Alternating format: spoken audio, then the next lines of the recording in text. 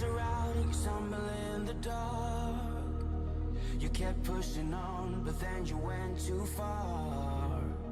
When your ship has sailed and all your dreams are lost, everything is wrong, you feel like it's your fault. Just remember, I will be there for you, baby. Remember, there's nothing out there to get you, don't forget it.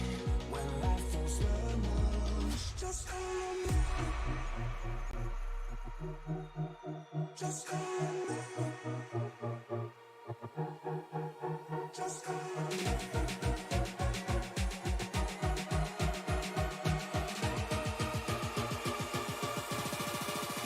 Just call on me.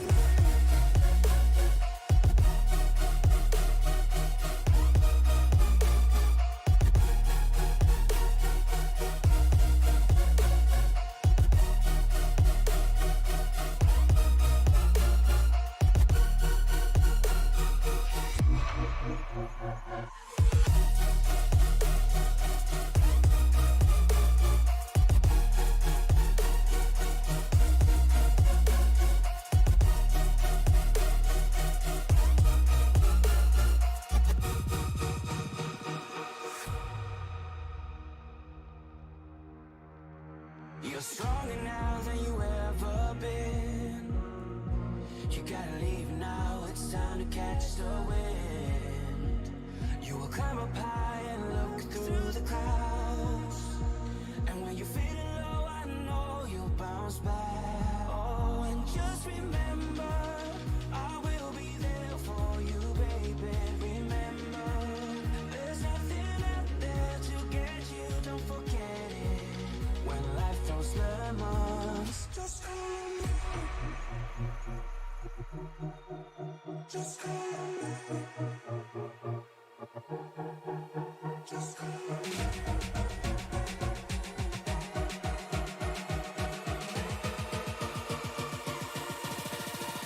Just call on me.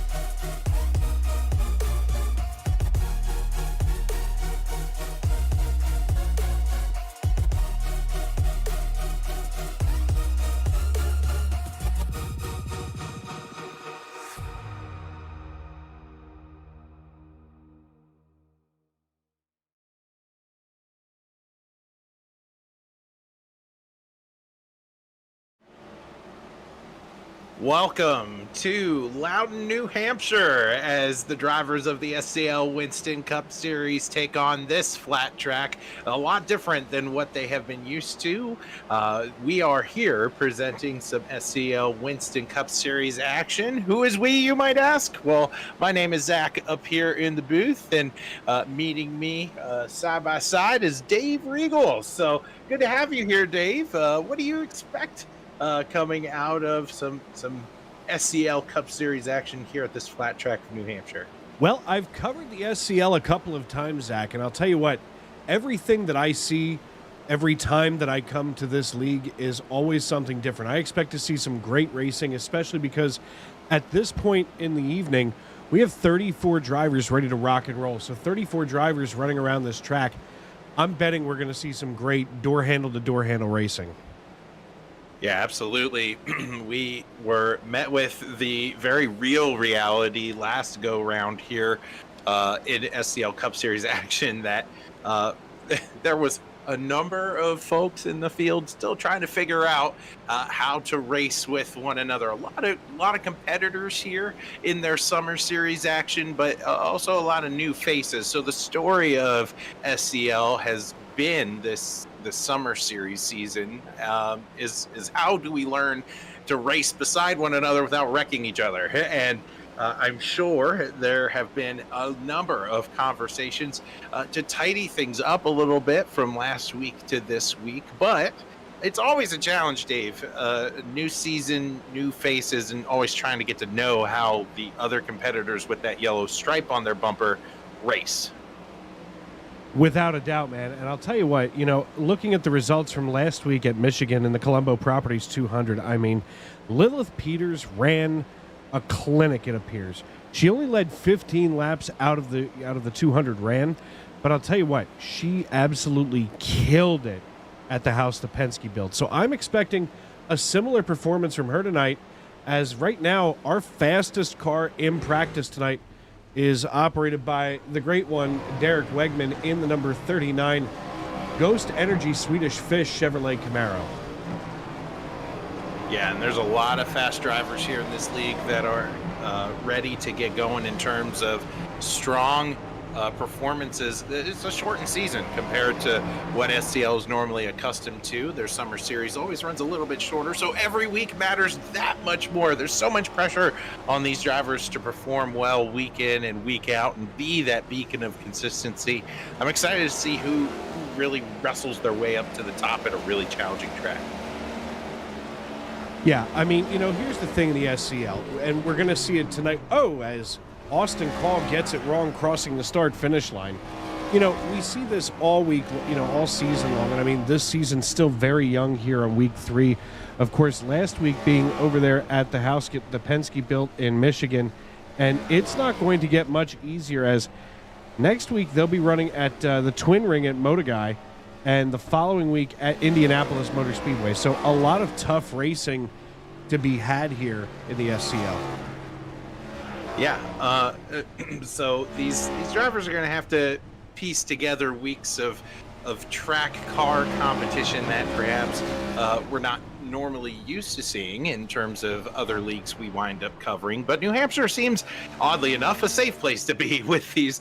I always call them next-gen cars, but they are the current gen of NASCAR racing, and a track that many drivers who do race NASCAR discipline find themselves comfortable at, which is New Hampshire. You have to manage tires well. You have to figure out how to rotate the center of the corner and take passing opportunities as they come at a particularly difficult racetrack to make time. So I'm excited to see how a very full field attacks this place. Absolutely. 34 drivers is a lot for any iRacing server in the first place. So seeing these drivers battling it out for points in a championship here in the 2023 Summer Series is going to be exciting. And taking a look right now at our race info, 78 comfortable degrees here in the stands, partly cloudy skies. That track temperature, though, that's going to be an interesting story at 113 degrees. So I expect to see a very loose racetrack here as we get along for this evening. 100 total laps tonight. And I'll tell you what, at 100 laps, we are going to see some blistering fast times as qualifying now getting underway here, Zach. We're going to take a look right now at Klaus Williams III as he is rolling off of pit road in the Ford Racing Mustang. That 04. Just 2 international entrants tonight in Craig Forsyth and Bruno Latour. And Latour, of course, a rookie this year. We're going to get a look right now at Bruno, even though that we probably should not talk about Bruno. Whoa. Well, some of these drivers we will wind up talking about, both Forsyth and Latour. Look to sport strong runs here. Looking at some splits here early on. You can see a little wiggle there from Latour coming out of 4, possibly warming up some tires before we get going here. I'm still trying to learn who's driving what. It's a difficult place to be in, right? With the season not too long, you have to learn very, very quickly. But for you, Dave, this is your first time in the booth this season, so you're going to be learning here on the fly. Yeah, to be completely honest with you, Zach, I mean, I'm glad to be here in the broadcast booth. Usually I'm over at the SNN Xfinity Series on a Monday night and the SNN Truck Series on Tuesday night. But this week, with those 2 series off, I get the privilege of hanging out with you here in the SCL Weekly. And I'll tell you what, I'm excited because, first of all, I get to work with somebody, as we were talking, just seconds before going on the air. And also, I get to watch something completely different. I race in a Cup League on a Sunday night So it's neat to be able to see these cars and how they handle from here in the broadcast booth versus while I'm sitting there struggling with my wheel and fighting hysterically through every race. As we get a little bit of a wiggle out of Latour, he crosses the start-finish line, laying down a 31.97. That'll net P13. The timing line right now, all kinds of shaky as Trevor Dalton about to, sideways across the start-finish line as well. He nets P3 right now. Austin Call with the fastest time at 31.16. Derek Wegman about to lay down, or just finishing, laying down his second lap with a 31.20. So 0.04 of a second separate first from fourth. Yeah, and some heavy hitters up front. You talked about Lilith Peters and the strong outing that was shown out of that 101 machine last week. Currently second on the board. Austin Call, a heavy hitter from last season. Look at a driver like Charles Teed right now, fifth on the board. Really needs a good performance in that Dark Horse Racing machine. We're looking at number 32 right now, Rodney Uberpacker. Really going to try to show out here. Rodney's had some pretty good raw speed. Unfortunately, was caught up in a number of incidences late that could have produced a podium finish for that 32. Really just had a really quiet race, which not a lot of people could have said last week. But at 32, I'm willing to keep an eye out for Rodney here. It's going to take the start finish line. Will he improve from 9th? It doesn't look like it. So Rodney looks to be rolling off from the 9th position. Looking in now at Adam Lowe from Stony Point, North Carolina, in the number 58 Ford Mustang. A nice, by the way, something that I do want to mention, a nice mixture of Chevrolets and Fords, just 2 Toyotas in the field this evening. But Adam Lowe here finishing his first lap, comes in at 5th, getting that top 5 as he rolls it out of turn 4, getting back on the throttle right here. He may have enough. Almost doesn't sound like he got all the way onto the throttle that time around, as he goes nearly a full second slower. And it's going to be a topic of conversation tonight as we take a look at these drivers making their qualifying runs. It will be who's going to get on the throttle quickest and who's going to tote that line of in control versus out of control. At a flat racetrack with this generation of NASCAR vehicle, it's extremely difficult to hammer the throttle and to get off the corner and carry a bunch of speed down the backstretch, but you have to find a way in order to make that happen here at New Hampshire. So exit velocity is also the angle in which you leave that bottom lane is going to be crucial for these drivers. You know, and I realize that so many of us think that NASCAR states as qualifying has wrapped up. But I'll tell you what, there is a lot of good racing here in New England. And, you know, of course, a lot of great race car drivers coming out of this area. Perhaps we'll get some time to talk about them tonight as the field is getting ready to grid up here behind the iRacing.com pace car. Austin Call netting right here at the beginning pole position. We're going to take a look at our qualifying results. I believe this would be heat racing, yes? Well, let me take a peek here because there is a rule that is unique to SCL Cup competition, and I don't think we're going to be seeing that. We're going to go right to the feature. So a unique rule for SCL Cup competition is that if there are 40 drivers or more listed on the entry list, there are heat races before what is called the feature event. They limit their grid, and then they give kind of that last chance opportunity for any drivers who don't make the top 40. As you mentioned earlier, we have 33 competitors tonight, so we're going to skip the heat and go right into our 100-lap feature event here at New Hampshire. Taking a look right now at our starting lineup, because with 33 drivers, we have many names to get through. Let's start here on the pole position with Austin Call in the number 18 Chevrolet Camaro. He's going to be joined on the front row by Lilith Peters out of Tampa, Florida, here in the 101 Chevrolet Camaro. Barrett Flo and Trevor Dalton going to make up row number 2 as we're still waiting for Barrett to get in line. Derek Wegman and Adam Lowe make up row number 3 with Charles Teed and Justin Lewis, who has also not gridded yet, here on row number 4. Row number 5 made up of Steven Johnson, not in the car yet, with Klaus Williams III from Spring Hill in his Ford Mustang, rolling off in 10th. Matt Schlosser and Rodney Uberpacker in the number 32 Foxfire Foods Chevrolet Camaro going to make up row number 6. Row number 7 made up of Chad Jones and Joshua Yarborough. Maybe he's related to that Yarborough. Here from Detroit, Michigan, the 28-year-old driving his Toyota Camry. Row number 8 made up of Zachary Archer and Todd Merkel, with Craig Forsyth, our neighbor from the north, in the number 53 Ford Mustang Joy, with Josh Tarrant Hill in the top 18. Zach? Josh Tarrant Hill, of course, being the boss man here at SCL competition. That's something of note. We don't normally get to see him out here on the circuit, so it's good to see him. Justin Horton will start behind him in the 64 machine, followed by Eric Peterson. Then we have Michael Matta, Bruno Latour, as formerly mentioned, starting 22nd. 23rd will be Jonathan Casebeer in the 05 machine, with Jeremy Flanagan starting behind him. David Hanna will roll off 25th, followed by Cody Oliphant, a rookie, starting in 26th. Tillman Hewer going to start 27th, followed by Matthew McMeekin. Chris Vanderplatz rolling off 29th, and 30th is Jake Cardinal.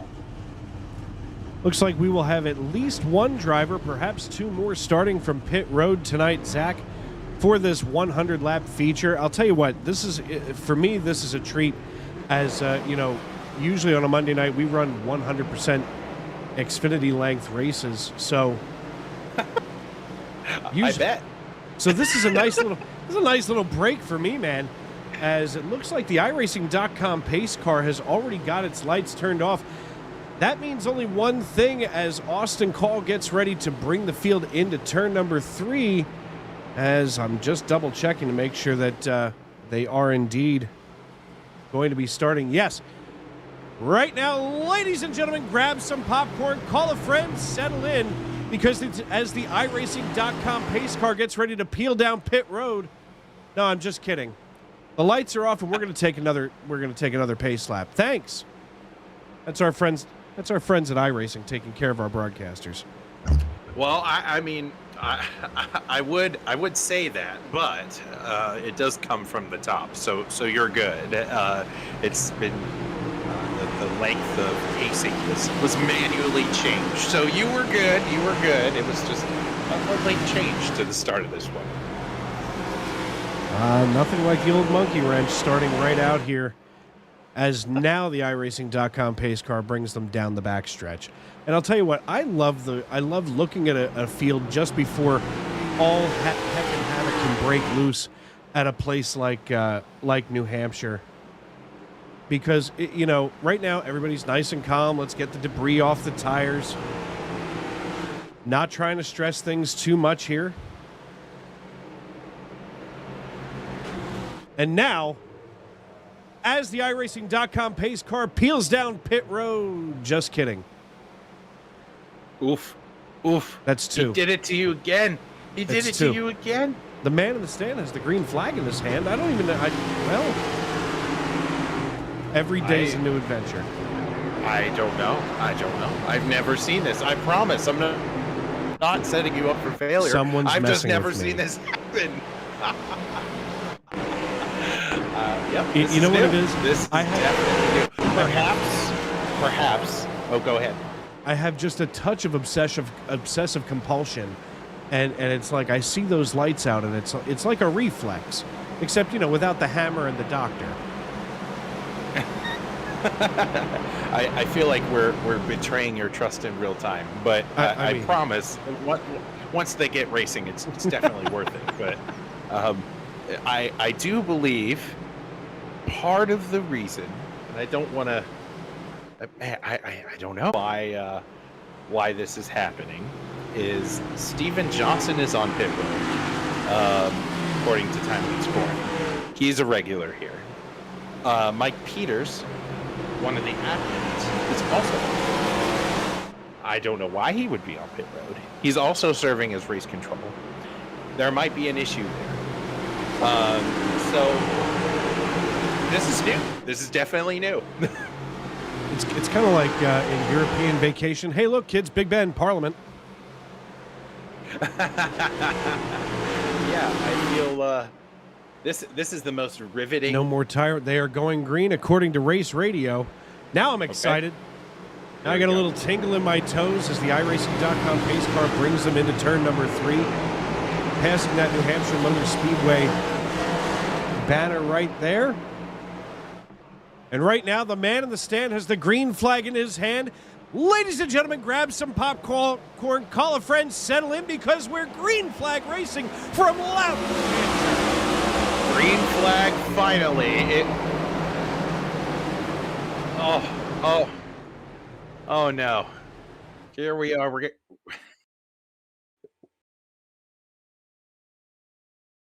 Let's take a look here.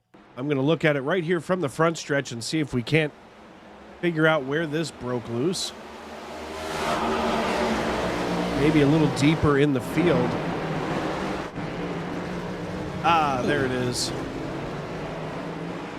Looks like that's probably going to be off of the 32 here. I expect to see an EOL.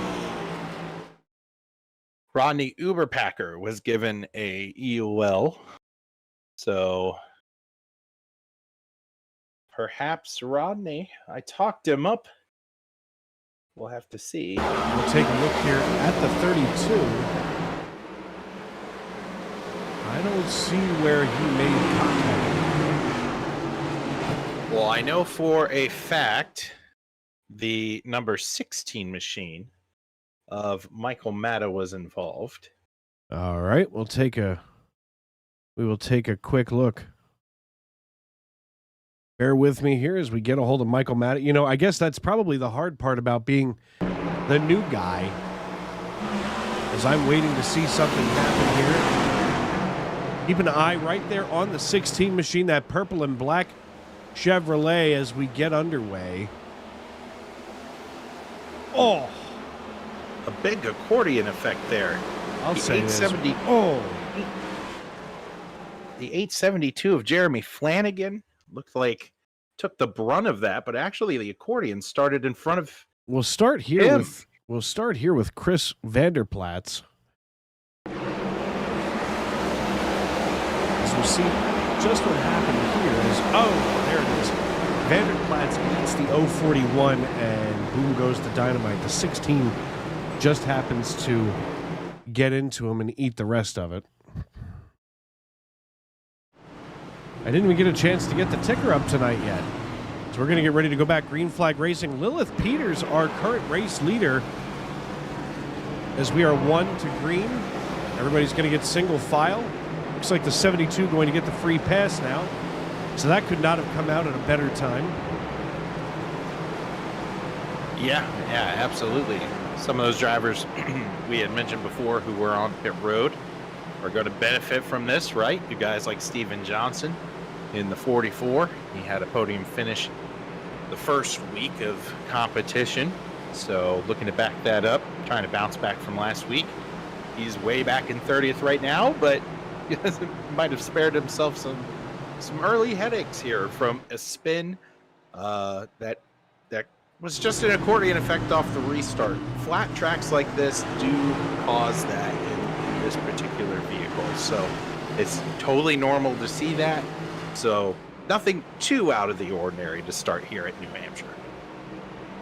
No, New Hampshire, of course, considered a short track by all means. I mean, just 1.06 miles around this piece. And I'll tell you what, this track, reasonably new here on the circuit, it's been open only since 1990, so about 32 years, and it only took 9 months of construction. Realistically, I think I need to reach out to the people who built this racetrack, and maybe they can fix I-95 here in Philadelphia. If they can build a racetrack in 9 months, they can fix this bridge that fell apart here in the city of brotherly love. As a fellow Pennsylvanianite, I can attest to the dire road conditions and how we need improvement when it comes to perhaps developing our road system. But These guys don't have to worry about it going around the racetrack because this track is clearly done and is not in the market for resurfacing anytime soon. Looks like we're going to get ready to go back to green here. Well, I saw the pace car lights still on. Just kidding. You got me. They got me. Now it's your turn. Oh. Now let's see what happens when we pass the flag stand here.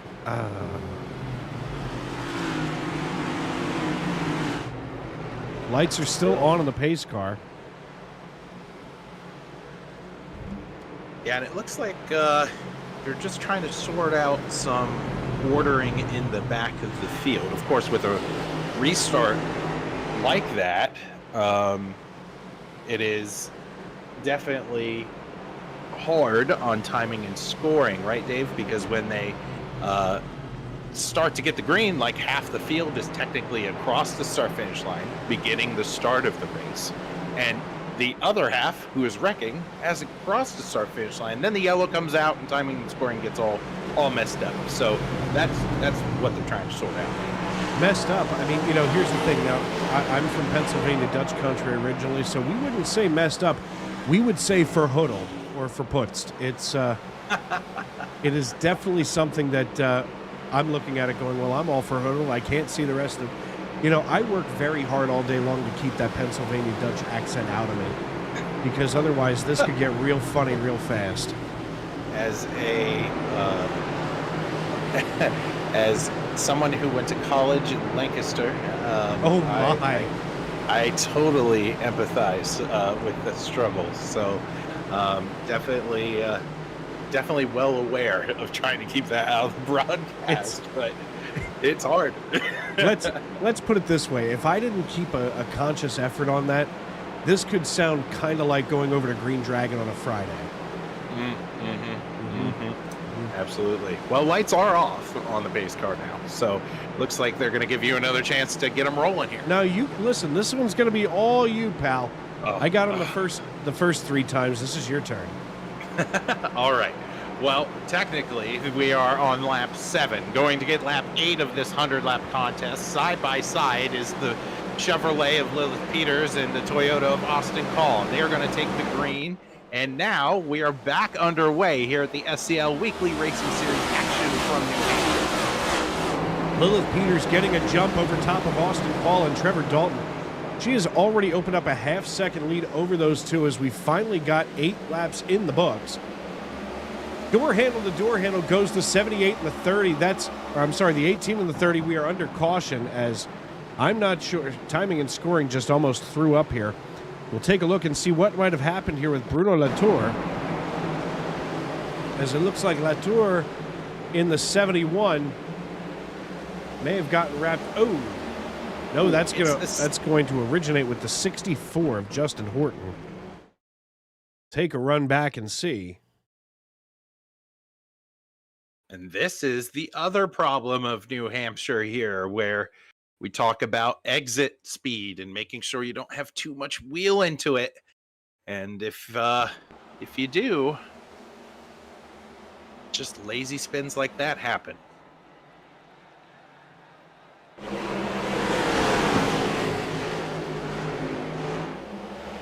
There it is. Yep. Ooh.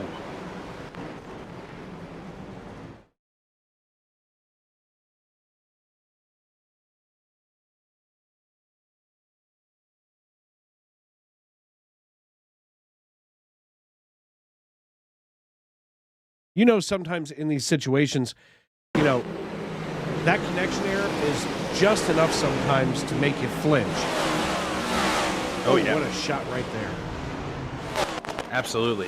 It looks like Tillman Hewer got the worst of that. So definitely a bumpy start. We're going to rack him, stack him, do it all over again. But before we get to that, we want to take a look here at Rodney Uberpacker, Cody Oliphant. A few drivers decided to come down pit road in this contest tonight. Looks like it's going to be Horton Casaber. Ooh, that's a good one. Casaber? Case-Beer. Yep. I need to go pick one up. Thank you for reminding me. David Hanna, Tillman Hewer, and Matt Metler. Hey! That's our Matt Metler. What's he doing Yes, over it here? is. Look at him Yes, it is. in the old SRM machine. Let's see what old Matt's doing. See if I can find Matt in the Discord.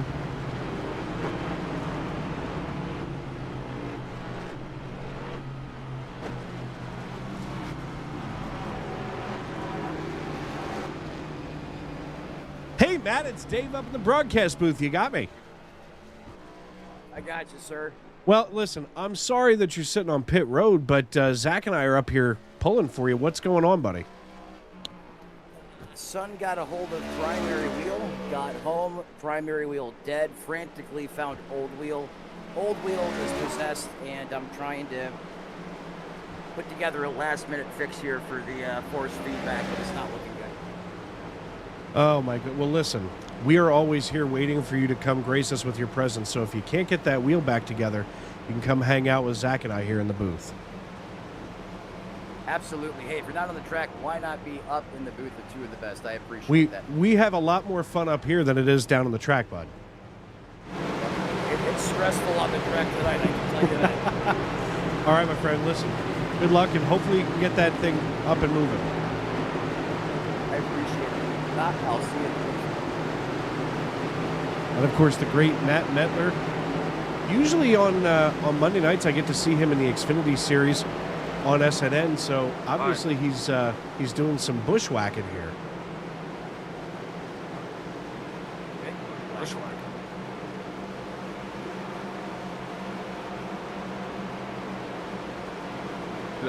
Oh, there he is. Hey, Dave, you. I don't know what on earth just happened. Well, Nothing you... is working.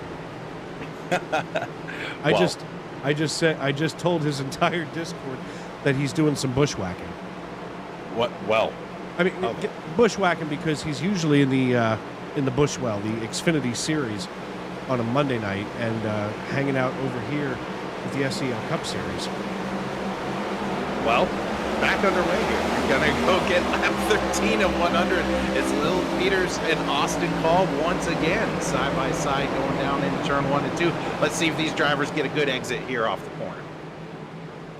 Little Peters making the roll. She's got it good and easy here. Looks like everybody's finally decided they want to go single file, as it looks like the 36. That's going to be Eric Peterson looking for a spot to slide into line here. All of a sudden sliding back the 44 of Steven Johnson. Now deciding he doesn't want to fall into single file as he's looking to parallel park that right between the 33 and the 36. Well, let me tell you, Steven Johnson, one of those drivers that started on pit road to begin this. And look at Klaus Williams, hard into the outside wall, right in front of the 44. That's the 04 machine of Klaus Williams. He's going to collect the 720 machine of Jake Cardinal. We are under yellow once again here at New Hampshire. This is something I have not seen in the SCL Cup Series very often, folks. I mean, usually this league very organized, and I'll tell you what, this is a race controller's nightmare trying to keep all of this under control, if you will. As it looks like he just overcooks the entry, Klaus Williams does, and manages to collect a few cars as collateral damage.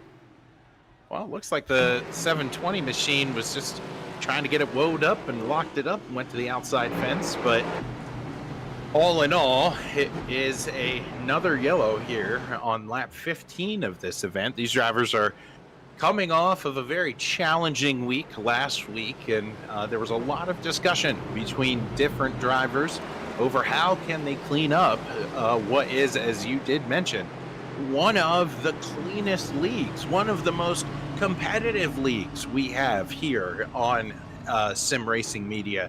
And these drivers are still trying to figure one another out. Again, with the shortened season here in their summer series, every race matters. And with the Winston Cup Series point system, you have to prioritize being consistent, but you can't rack up those points if you don't make it to lap 100. That's true. Now, one thing to keep in mind, as we were just talking to Matt Metler, he's down 3 laps right now as he's been trying to take care of those hardware issues. Those 3 laps that he's down, I'm fairly certain, as it looks like he is coming on the outside now, to get at least one lap back. He's gonna wind up here on the lead lap very shortly.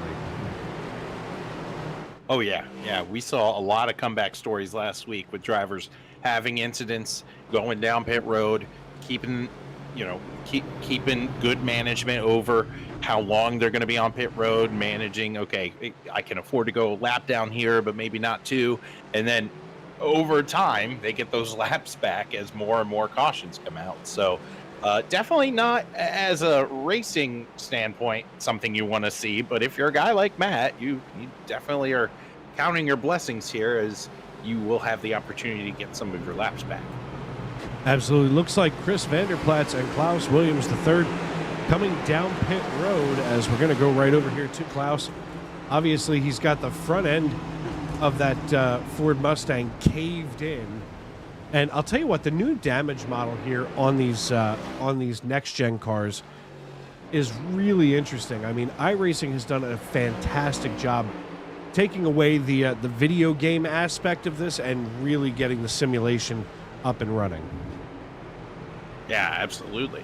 And we, as much as we appreciate the damage model, I want to see some good racing. I know this league is very capable of that, so they're just going to have to find their rhythm. Again, New Hampshire's a very challenging racetrack when it comes to making the car rotate through the center of the corner, not having too much wheel coming out of each end of the racetrack.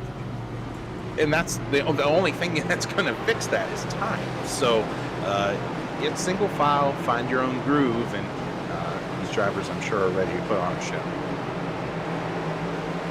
Absolutely. I mean, and to be honest, the fans in the stands, and of course over on YouTube, absolutely want to see some racing. And folks, if you are watching us on YouTube, make sure to subscribe to the Sim Racing Media's YouTube channel. Give us a thumbs up. Let us know who you're pulling for tonight in our youtube.com live chat. As Zorku was trying to... Oh, I just heard someone's engine decide that's been enough. But Zorku Aravar here in our live chat was trying to help us get through the initial pace laps, as Lilith Peters and Austin Call back on the front row together. Get ready to bring us back between the iRacing.com pace car, ready to peel off and go down pit road as we pass the Lennox sign here. We'll talk about Lennox in just a moment. However, the man in the stand has the green flag in his hand, and we're back underway at Loudon. The more things change, the more they stay the same. The front four have been up there since the drop of the green flag. Let's see if they're going to be able to rotate through the center here, coming out of what has been a lengthy caution delay. Side by side, the battle is for second going down the backstretch. As they dive down the backstretch, it looks like Austin Call trying to hold off Trevor Dalton, who's working the inside. We've got the blimp just over top of them. Dalton in that Miller Genuine Draft Toyota Camry. Oh, gets a little loose on the exit of 4. We saw a lot of that during practice earlier tonight. He's able to keep it moving forward, but that was just enough to open the door for Call to put some distance between himself and... Oh! Him and Barrett Flo get together. The 30 was sideways on corner. There are 3 wide now. The 2, the 77. Oh my, this is nothing but trouble waiting to happen. Austin Call just free... Oh, not Austin Call, rather. Excuse me. The 30 of Trevor Dalton free falling through the field after a bit of a sketchy exit on 4 last time around. Caused a abrupt entry into 1, and he's been suffering ever since. Dropping in now here on Adam Lowe in the number 58. Menard's Ford Mustang. He's got himself up 2 positions right now. Our biggest mover of the night so far in the plus side is Matthew McMeekin here in the 041 Mustang from the hashtag Bush Forever Mustang. Oh! That would be Zachary Archer in the 38. We're back under caution. We'll take a run back and see what happened with Zach.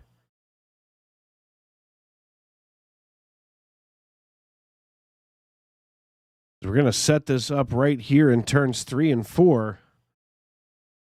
We're going to watch the cars come into 3. Here comes Lilith Peters and the rest of the field. And all of a sudden, there's Dalton. Oh! It's Archer in the 38 machine. Hard into the outside fence. Wow. Yeah, taking another look at it from here, it's almost like he just overcooked that entry. In fact, from right there, we got a pretty good look at it. We're going to take one more from the blimp before we go back live. We can see he's going to lock that front wheel up. There it goes. The front right locks up, and he just goes up and into the wall.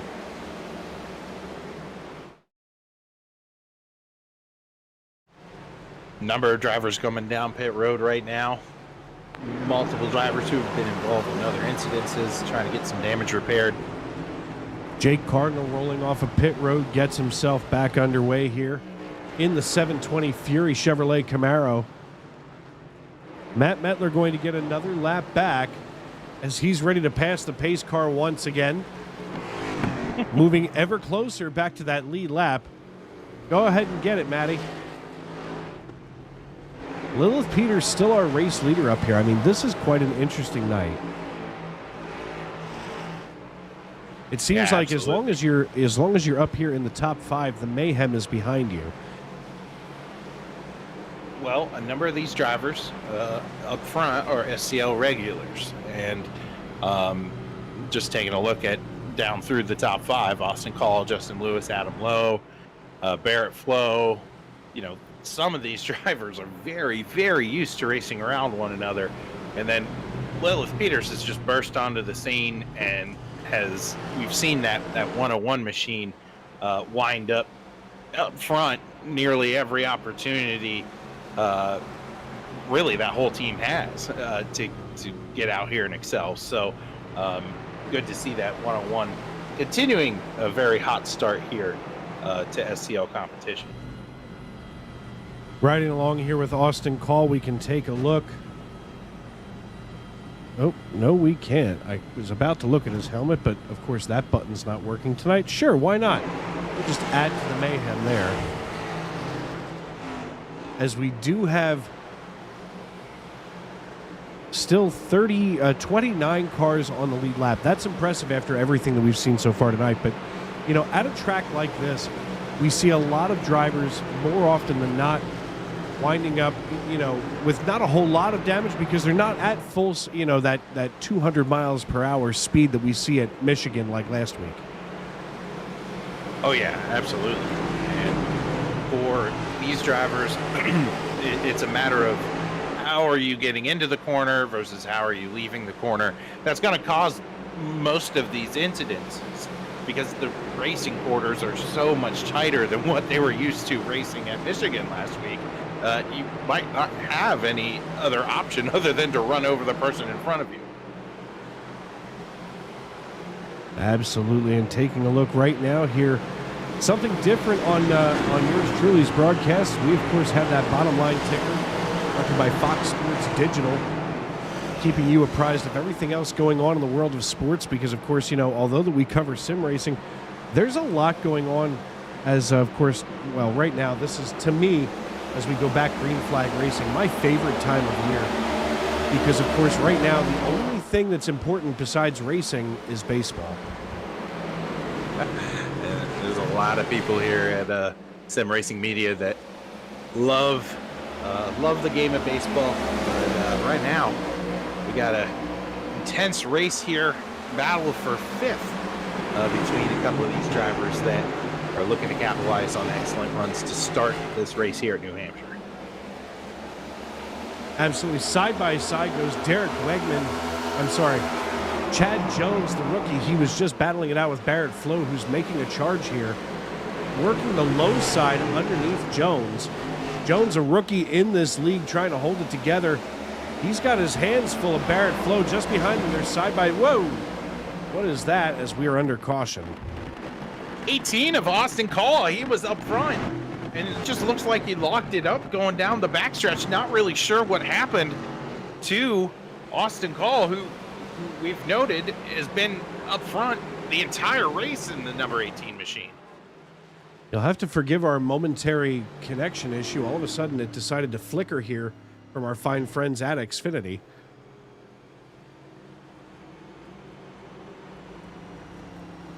As Lilith Peters gets ready to get back behind the pace car yet again.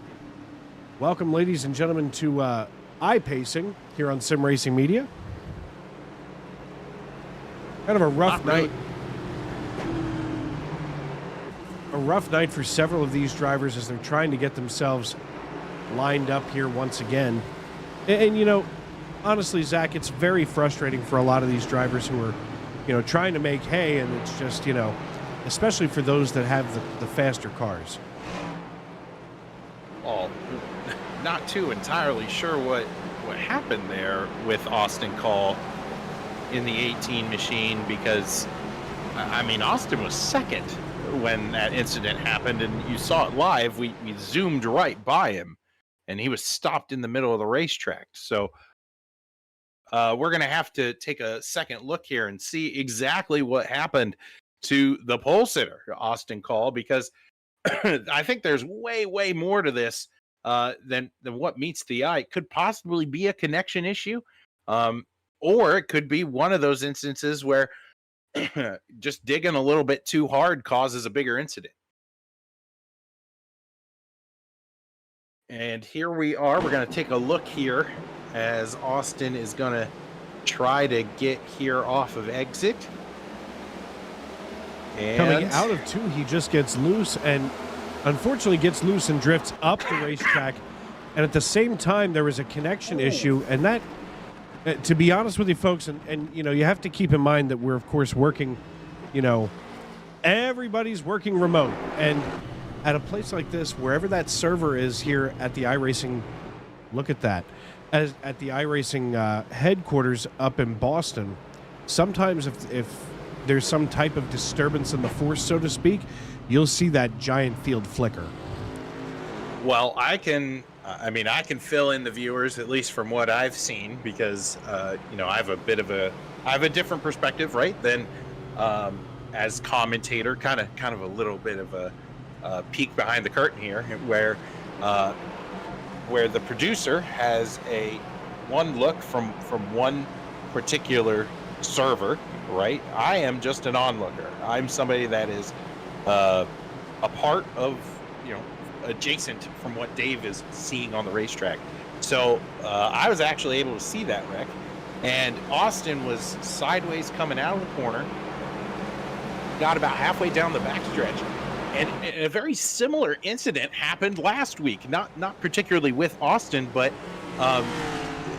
he had it saved. He had it saved, and the age-old rule when you're wrecking in iRacing is to hold your brakes. But if you have it safe, if you are pointed straight in the racing line, there is no need to hold your brakes, brother. You let out of the brake, you get on the gas and hope you don't get ran over. Well, there's no way you're not going to get ran over wrecking from P2, stopping in the racing line. And unfortunately, the 64 machine of Justin Horton had nowhere to go except through the back of Austin Cole. So that was as much of a description as I could give of that event. Well, thank goodness you don't see what I see, because there are times, especially here, it almost seems, and folks, we're talking about the amount of people that are on a server or on a specific bandwidth. You know, a lot of times when all of a sudden it seems like everybody is getting online at once, so to speak, it will cause a network disturbance. As we are back underway, Lilith Peters taking the green flag. We get moving, and they are side by side goes Chad Jones once again with Barrett Flo. They're going to be battling it out for a while, it appears, as we've got Chris Vanderplatz spinning once again. We'll take a run back here. And we're going to watch Vanderplatz. That's the 10, that white and blue car. Little single car spin, and everybody able to avoid that disaster as he does a little donut here to get back underway. Chris running the one of the sponsors when it comes to SCL competitions, the Under Pressure Power Washing Services. You can locate them at 726-228-6742. That's Under Pressure Power Washing Services. And we actually have an award that we're going to give out here later tonight. The Under Pressure Washing Tough Luck Award. So we're going to have to make some room for that and keep Chris in mind, because he might wind up winning his own sponsors award here this evening. Yeah, definitely not what you want to see there from the windshield. But something interesting here is it looks like our friend Matt Metler has decided to finally get back here on the lead lap, so he is back in contention running right now, and never mind, he just decided to go down in pit road. Thanks, Matt.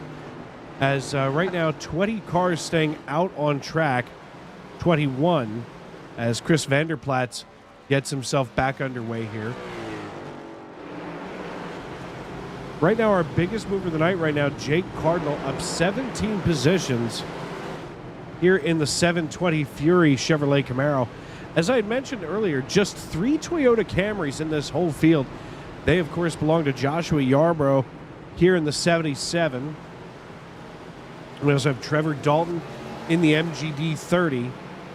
And finally, last but not least, Austin Call in the Liquid Death number 18. So just 3. So most of this field, it does look pretty Chevy heavy, if you will. I don't know if you've noticed it, but I've seen that in a lot of leagues over the last several months where leagues have suddenly gone very Chevy heavy, and I'm not sure where that came from.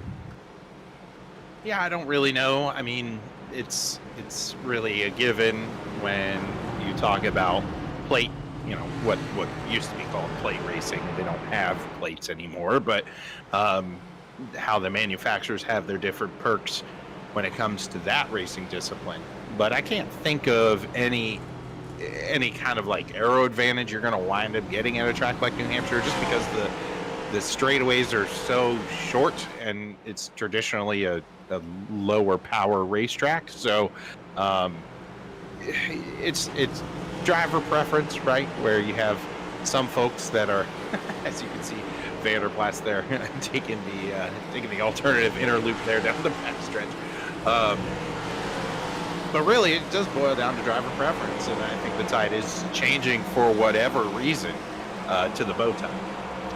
Yeah, not sure as well, but and you know what? Here's the thing, especially as we do see the lights on the racetrack going out, we'll be going back green flag racing. If you don't know, especially here with these next gen cars, of course, as you had mentioned earlier, they're not the next gens anymore; they are the gen, if you will. But all of these parts are basically, a lot of these parts, I should say, are coming from the same place. A lot of the body parts and things. The power plants, though, those motors underneath the hood, they're still coming from the individual manufacturer. But NASCAR, of course, is also making the manufacturer follow certain specific, measurements, so on and so forth. So it makes the choice of bow tie, blue oval, or I don't know what that thing is for Toyota, but Toyota. It makes that almost, like you said, maybe driver preference, or, what do you drive on the street? Absolutely. We're going to see some more competition out of these drivers here. Going to go back to green here from New Hampshire. Lilith Peters getting the jump once again. She takes Justin Lewis down into turn number 1. Side by side goes the remainder of the field, with Eric Peterson here trying to chase down Trevor Dalton, as Dalton on the high side in the 30. He's going to have the edge on exit out of turn 2. He's going to probably look to dive down. Here it comes into turn 3, rolling back. The battle just continues on because these drivers aren't willing to get single file and let things sort itself out and find a groove. All these drivers want their spots right now. Well, one of the things that I've noticed in a lot of iRacing series is that, a lot of fellas or gals, they want to be able to string these cars out single file. These cars are very hard to handle, especially with the aero package when you're side by side. It loosens the car up something fierce. You can, if you take your time and you start picking cars off one by one, you can make a lot of headway. And, when I say different series, as we were talking a moment ago, you can check out our simracingmedia.com schedule right here at the bottom of your screen, folks. Of course, usually on a Monday night, we'll be updating this, of course, as time goes on. But the A Lot Cleaner Property Management and Maintenance Xfinity Series leads us off on a Monday night. You can check that out right there at the bottom of your screen. Like I just said, Zach, sometimes my broadcasts get a little bit different because I have that kind of latitude to create that ticker. So Something different. I like it. It looks cool. I think As we are still. I think that's a great addition. Trevor Dalton has his hands full all night long. He has not had one moment where he can just run a single car lap, as he has been battling his way back to the front of this piece, as he is now window to window here with Steven Johnson in the 44 as we go under caution again. David Hanna getting himself involved in the situation. We'll take a look. David Hanna here getting the rear end loose. Ooh, he almost had it and brings it all the way around. Fortunately, he just gets the driver's side into that safer barrier, so hopefully going to be able to get back underway.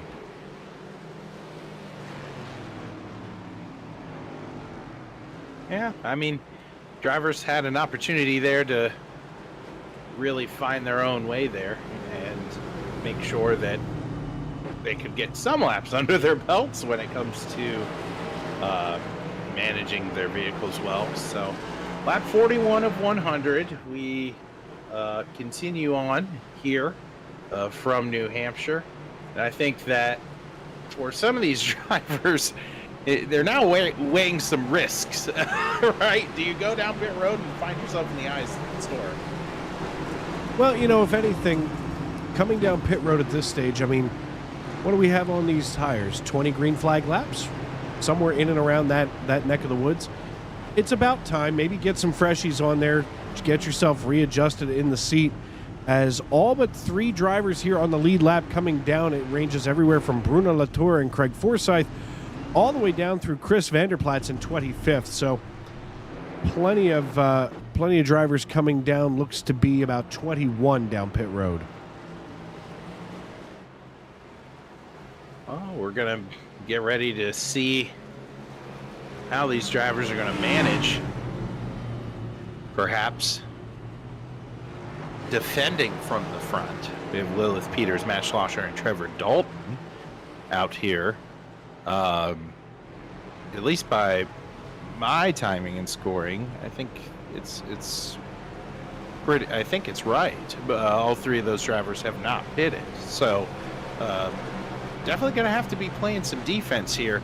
The 3 drivers behind them, Latour, Forsyth, and Teed, pitted on lap 28. So definitely going to be interesting now. We've got the majority of the field on fresh tires, and some of these folks up here inside the top 8, 6, 7 or so, they're setting ducks right now.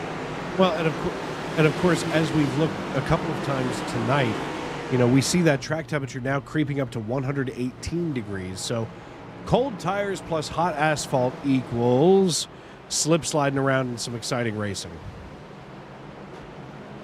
Yeah, and if you're some of these drivers, you're like, I don't want any more of that, right? We've already had our fair share. No, something tells me that Lilith Peters, Matt Schlosser, and Trevor Dalton are ready to lay down some really hot laps.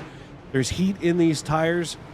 They've gotten themselves some nice grip going. I'm probably, if I was a betting man, and I oftentimes am, I would be willing to wager that these 3 are going to get a nice jump off of the field here. Well, okay. Well, I'll hold you to it. We'll have to see.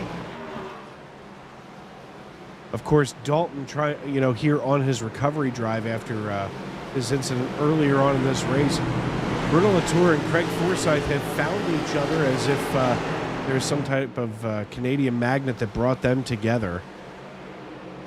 Very interesting. In fact, one of the leagues that I call happens to have 3 Canadians and a gentleman from Argentina in it. And, folks, iRacing, sure, Zach and I are both from Pennsylvania, but iRacing brings together people of all walks of life from all over the globe. I mean, I looked earlier as I was logging into iRacing and saw that there were 12,000 active users online at that moment. 12,000. That is an incredibly large community for what most people consider to be a niche activity. Absolutely. And we're back underway here. Going to try to get lap 45, and, well, just like you said, that 101 machine firing off very nicely.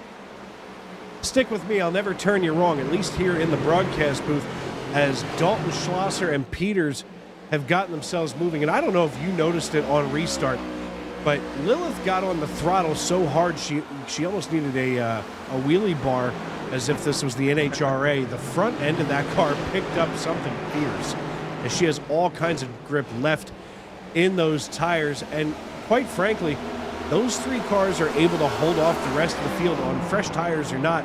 They can almost form a wall and pull away, as right now Bruno Latour and Craig Forsyth trying to get around Trevor Dalton, who is just out here logging laps, and he has not been making too many mistakes since that earlier incident, as it looks like Bruno Latour wants to make a goof out of me as he starts to work the low side of Dalton.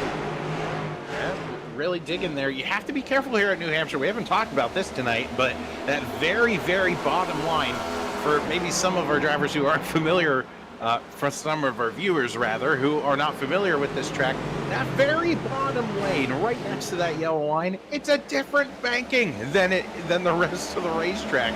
It's not fun to drive your car down there. It totally upsets the balance of the race car, and these drivers are really avoiding it.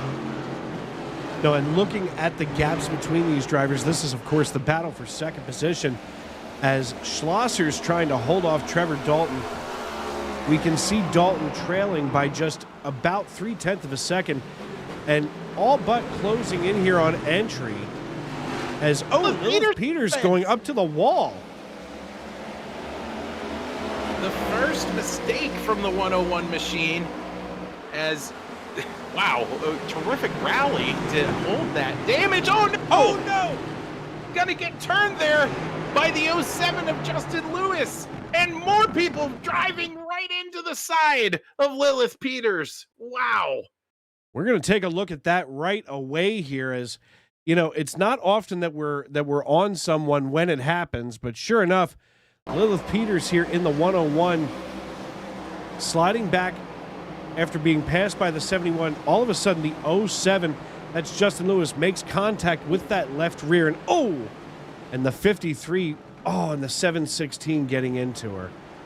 That is no way that you want to feel tonight. Absolutely. Lots of damage to a number of these competitors. You can see the front end of that 101 machine's all kinds of messed up. Matt Metler, heavy damage there. Matt was just inside the top 10 not too long ago. Free falling back now in 23rd. Yeah, we're going to run this back and see what Matt saw, as I'm sure he was on the binders. He's not by any means an aggressive driver here. As we're going to look from his helmet cam, we just happen to have that footage, as he's going to come into turn 3, and he was already on the binders and basically tightened himself up and locked in. It's so hard, right? Because Lilith got hit before Metler even arrived at the scene, and then that 101 changed positions because of how that machine was hit, and then Matt just nowhere to go, locks up the brakes. Of course, at that point, you're not rotating the car anymore; you're just going straight. So, definitely a difficult situation there. I think we might have a leading candidate for for said award, for that tough luck award. We're gonna announce that at the end of our time together, but I'm making a mental note that might go to Matt this evening. That was far away from being in his control. Yeah, you know, it's one thing when you're at race pace and you're hitting your marks and you're going through that rhythm, because especially at a short track like this, you get into a rhythm, and all of a sudden when you upset that rhythm by getting onto the brakes in just such a way, you know, you don't practice locking them up that way, you know, whether you're solo on the track testing or whether you're in practice earlier on. That's something that happens in real time. You can't practice reaction. Oh yeah, absolutely. And it's so tough, right? Exactly like you said, unless if you have a team that's dedicated to practicing during the week and setting up situations like that. And now we're talking about drivers who are doing this to go big. You just don't have that same kind of opportunity. No, it's unfortunate. You know, there are some drivers, and don't get me wrong, out of the 12,000, 12,000 users that are active on iRacing tonight, you have to remember that there are folks like, me that work an 8 to 10 hour a day job, or you've been up, for several hours. So you don't really have time to come home and put hours and hours of practice. At the other end of that spectrum are the mad scientists that have that disposable time to be able to sit here and practice and perfect that craft. And you can absolutely see that night in and night out on the racetrack here on simracingmedia.com. You can also check out our merch store over there. We do want to encourage you after the race, of course. We don't want to see you leave tonight. Go check out the store, but support the people that support you and the things that you do. As I'm always very proud to be part of the SRM team. As it looks like the iRacing.com pace car ready to peel down pit road. Matt Schlosser and Trevor Dalton bringing us back to green here on lap number 52. Now 53 as we pass the stripe and get back underway. We're past the halfway point tonight, Zach, and we've seen quite a race so far. Absolutely. These drivers are going to start duking it out, though, because time is running out as we are yet again here under yellow. Ooh, a little bit of net code there between 44 and Barrett Flow. That was either net code or a hardware failure, that's for sure. We're going to see if we can pull that up here from the chopper.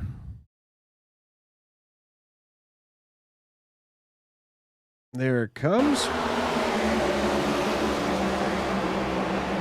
Just keep an eye. Oh, yeah. Barrett kind of went down there a little bit, maybe expecting Steven Johnson to go all the way down to the bottom. But, I mean, we did cover it not too long ago. These drivers just aren't going down to that yellow line. It's disruptive to the balance of the race car. Absolutely. We want to take a look right here from the nose of the 77. It was that's Joshua Yarbrough. He was right behind this incident. So maybe we can get a pretty good vantage point as we got back underway on green. And yeah, that's definitely our old friend Netcode.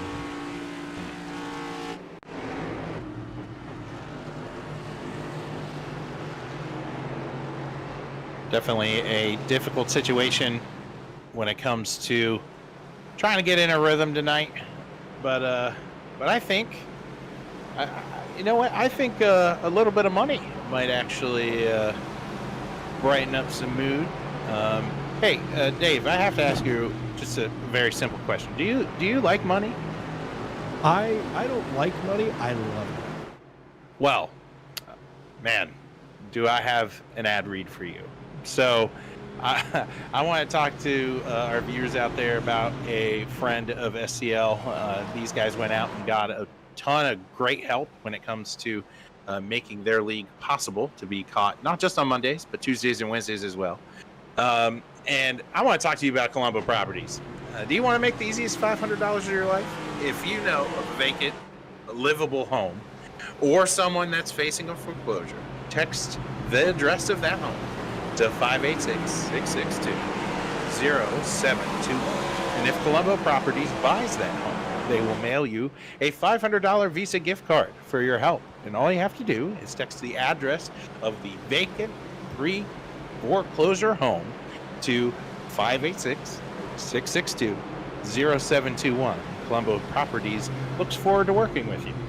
And again, Dave, just want to let you know, it needs to be a vacant or pre-closure property. So don't go digging in those archives looking up where I'm living and texting to Colombo Properties, because it doesn't work that way. And if your neighbor just simply has an annoying dog or something in the in the backyard, you can't call to have that house purchased either.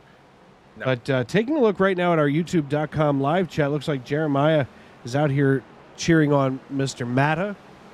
Of course, let's see where he's running right now. I don't see him. Matt is... Oh, here he is. Michael Matta running in 15th position right now. As we get zoomed in on him, there he is, the number 16 Chevrolet Camaro out of Waterbury, Connecticut. The 22-year-old out here on lap number 57 Also looks like Chad Jones in the 75 is going to pull one out for Cole Trickle in that City Chevrolet Camaro. The Hendrick logo on the side of it. The rookie in the league, Gene Coleman, is out here cheering on Vanderplatz. As we'll see where the 10 car is right now.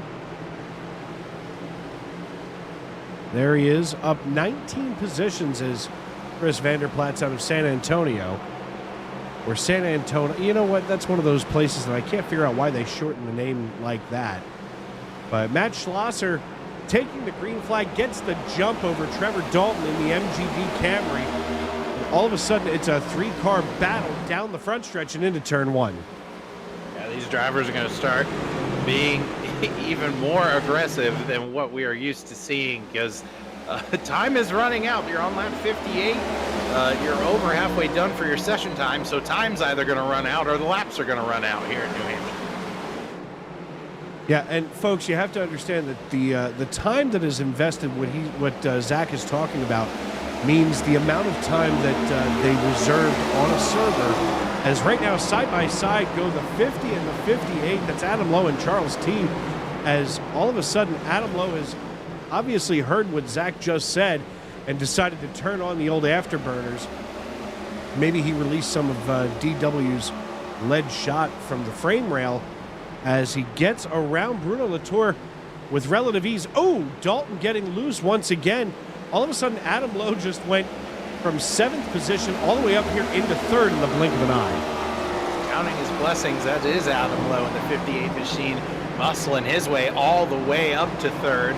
I would be remiss if I didn't tell you, Dave, that I learned last week from our good buddy Frank up in the booth with us that there is a way to take a look at the time raced, which is actually the time in which these drivers have to finish the session. So I forgot about the remark Frank told me until I uttered the mistake. We have 51 minutes of this session gone by, so a little under halfway done in terms of time, so it won't be an issue if we continue on this pace. Everybody makes mistakes, even those of us at the top of the game like you are, Zach. Well, flattery won't work, Dave. So, but we have a great battle here. This is Justin Lewis and Matt Schlosser going side by side here for the lead. That 400 machine trying to fend off the rest of the field. Absolutely. All of a sudden, Justin Lewis pulling out to just about 0.2 of a second over top of Schlosser in the 400 machine. And all of a sudden, we have a 3-way battle for the lead as Schlosser gets off the throttle. Adam Lowe was able to shoot himself right underneath and off the corner. And as they make the exit out of 4 and onto the front stretch, that puts Justin Lewis in Adam Lowe's crosshairs as we dive down into turn 1. Well, something of note that we haven't really talked about is Schlosser has not pitted yet tonight. He just hasn't gone down pit road, and that is a product of all these yellows we are experiencing. So good on that 400 machine for keeping pace. The other machine who has made that same strategy is Trevor Dalton, but we have seen that 30 machine a few times tonight bobble throughout the field. So perhaps Trevor is experiencing more discomfort than that 400 machine is. Yeah, Trevor Dalton has fallen 10 positions from where he had started this piece. But meanwhile, Schlosser out here running his laps. I mean, those are the only 2 drivers that have not come down pit road at least one time. So curious to see how long it's going to be before they decide to pull that trigger. As we can see right now, they're still running pretty good lap times as Matt Schlosser just running about 3/100th of a second slower than Justin Lewis, as Lewis just laid down a 15.88 and Schlosser ran down a 15.85 in segment number 1, about 300th overall at a 31.69. It is crazy how competitive these drivers are who, oh man, side by side there for 3rd. The 50 using up Schlosser. That's Charles T to the inside. He wants a piece of the podium. Well, and you know, folks, you have to understand that when you're out there running alone for a while, you can be out there, you're not overcooking your equipment, you're not beating too much up, but all of a sudden when you get a little bit of competition to hold off, it doesn't take but a flick of the foot, and all of a sudden you can be overcooking those tires, as we're under caution, as Cody Oliphant seems to have gotten it wrong.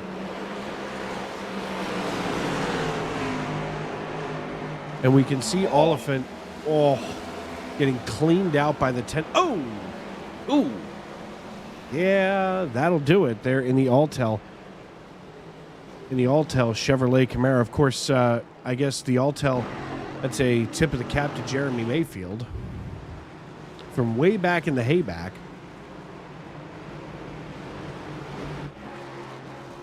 We saw a little bit there.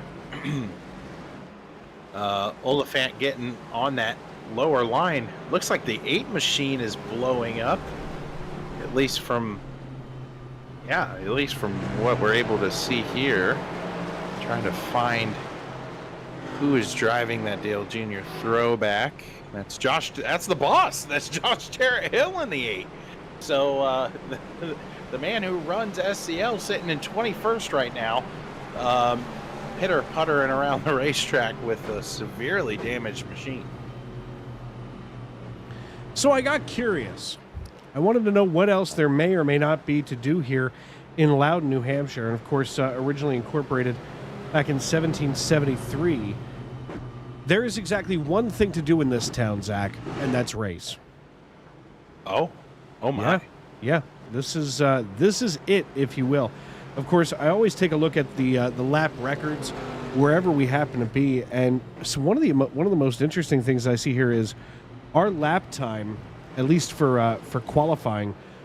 The record belongs to Brad Keselowski at 29.862 seconds back in 2021.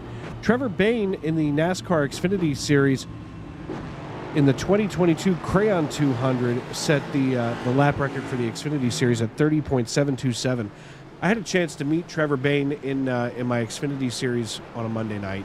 He raced, or no, I'm sorry, on Truck Night on Tuesday. What an awesome guy he is. Very down to earth, and it's, I said to him, I said, well, Trevor, I said, it's not often that I can start a conversation off with, I've got winner of the Harley J. Earl Trophy in 2014. But, I said to him, how do you feel just here on iRacing? And he gave some really good insight on the similarities between iRacing and the real world. And these folks and their software package that we get to see every week, it's second to none. There's nothing better than what you're seeing right now.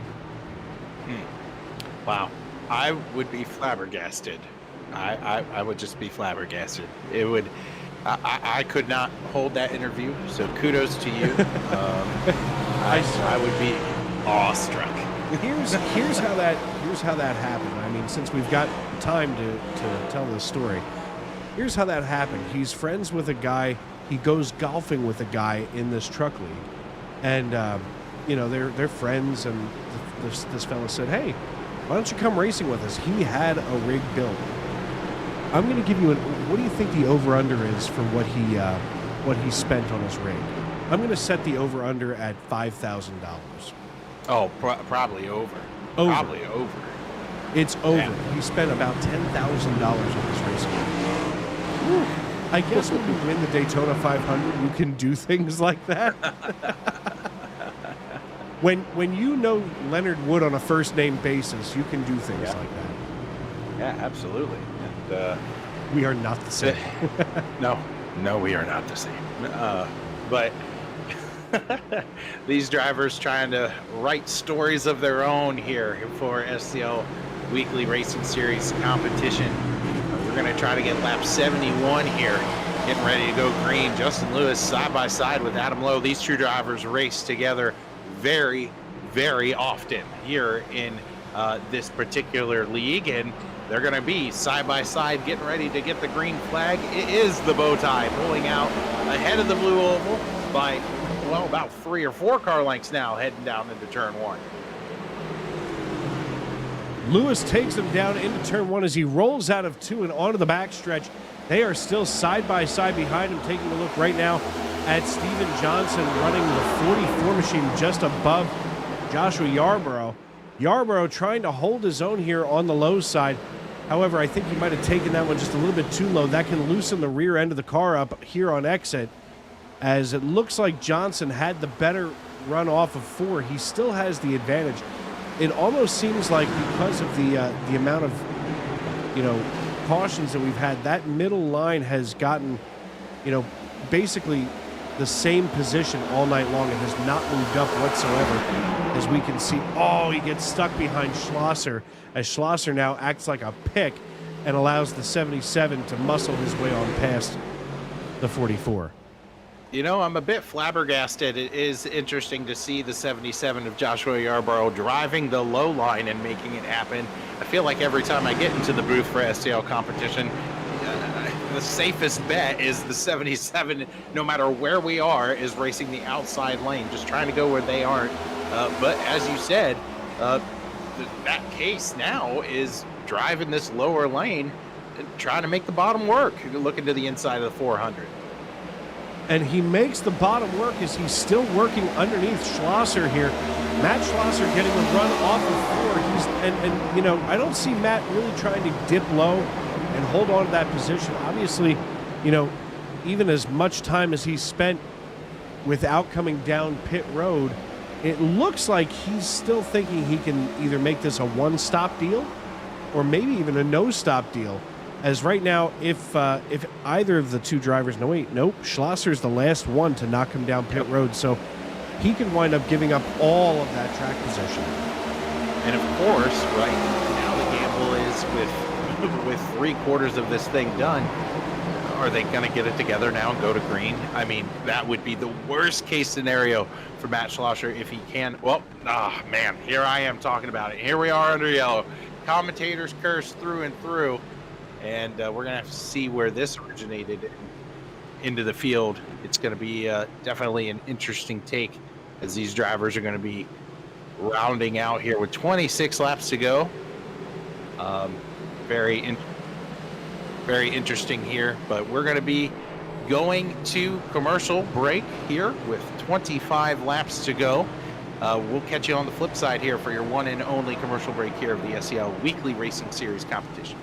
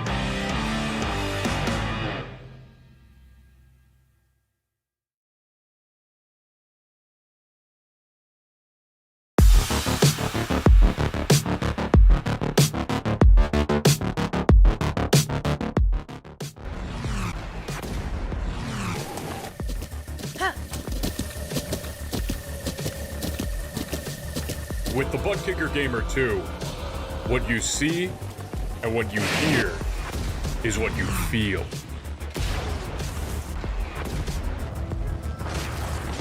Butt kicker. The future is feeling.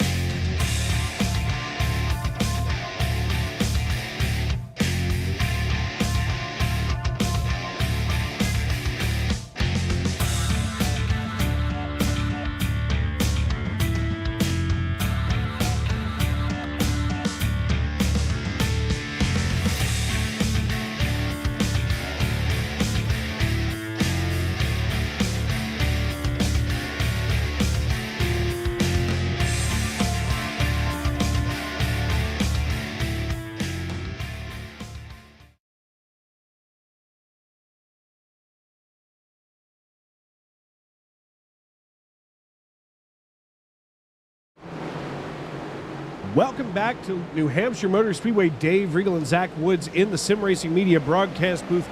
Justin Lewis, your new race leader here with 20 to go in the SCL Weekly Cup Series here on SRM. He's followed by Adam Lowe, Steven Johnson, and Charles Teed for the top four, as the fifth position is being hotly contested right now by Klaus Williams III and Joshua Yarbrough, as the 77 driven by Yarbrough is working the low side and making it work, as you had mentioned earlier, Zach. This has been an interesting race as we've got 19 to go now. Yeah, a few very interesting storylines now throughout the top 10. Stephen Johnson up to third, started on pit road to begin tonight's event. We have Klaus Williams, who, if I remember correctly, brought out the first caution of tonight's event. We have Trevor Dalton, who's been sideways, and there goes Charles Teed. Oh no! Charles Teed, hard to the inside wall in that dark horse racing machine. Running it back here to the 50, we'll see what might have happened, and I'm afraid we're not going to like what we see, that's for sure. As we're going to see Teed simply get himself loose, and we saw that a couple of times, tonight here in practice. So definitely not the way that he wanted to be doing battle tonight.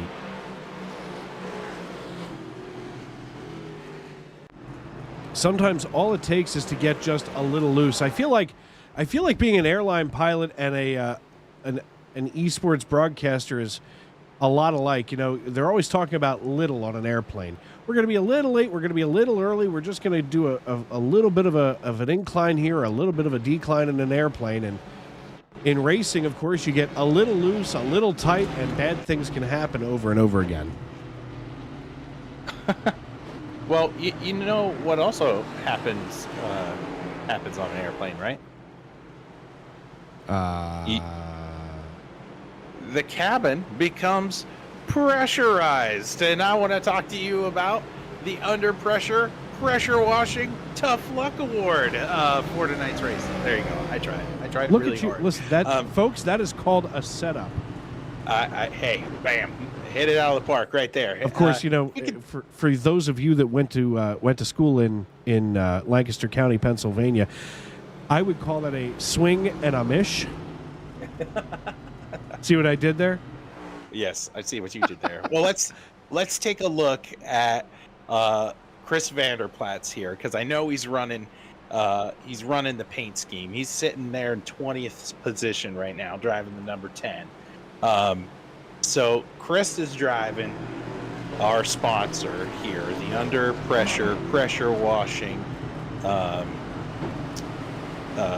group, where they are sponsoring what is going to be an award that we're going to try to give up here from the booth. They are a group that can be reached at 726-228-6742. That's Under Pressure Washing. And I want to take some creative liberty and give this award to Charles T., the guy who we just watched wreck out from about 5th position. He definitely was having a quiet race there. He was having a quiet race, and now he just got black flagged and had to do a stop and go on pit road as he's going to roll out now. Well, there you go. Charles T., the winner of the Under Pressure Washing Tough Luck Award. Coming in P5th, 1 lap, coming off the nose of Joshua Yarborough, and then getting caught by speeding up here. You know, folks, and to keep this all in perspective, for those of you that are new to iRacing or sim racing overall, you know, you may look at this and you think, oh, it's a game. You know, you're sitting there racing in socks and sometimes, in my case, you know, moccasins or whatever. There is a lot of work that goes into this particular craft. So, you know, the work that he puts in and week out, that is very upsetting. You know, to go from 5th all the way back to 20th. Yeah, absolutely. And so, I mean, still has a chance, right? Still on the lead lap, that 22 machine, but had to serve that penalty. So we're going to see what timing and scoring does to Charles Teed as we go back to green now, going from 15 to 14 laps to go here from New Hampshire. It's Justin Lewis and Adam Lowe on the front row. Watching the field come down into turn number 1, we get underway nice and easy with now 14 laps to go. Side by side goes the 44 of Klaus Williams. And just behind him is where the mayhem is going to begin. Looks like single file 1 through 4, but side by side is Klaus Williams and Joshua Yarborough, who have now decided that they want to get the hammer and tongs out with now 14-13 as we cross the stripe. They're not giving each other an inch, a centimeter, anything as we go into turn 1 and 2. Fighting for a podium spot right now. You can see 3rd place right in front of you as Yarborough gets a little sideways coming out of turn 2. That's going to open up the door for Trevor Dalton. Now he's setting his sights on 4th place, which is Klaus Williams. Trevor Dalton, who has essentially been on a recovery drive almost all night long on some great fresh tires here. With 4 drivers in front of him. Last came down on lap number 41. And Dalton coming down on 67. So he has about, 16 lap newer tires on that machine. So we're going to see what happens here with him. Actually, that's 21 laps. 26 laps, I'm sorry. I can math real good. As Justin Lewis, still our race leader with 12 to go now. They are single file 1 through 6. As Lilith Peters all of a sudden is ready to make her march back to the front of the field, and we're under caution.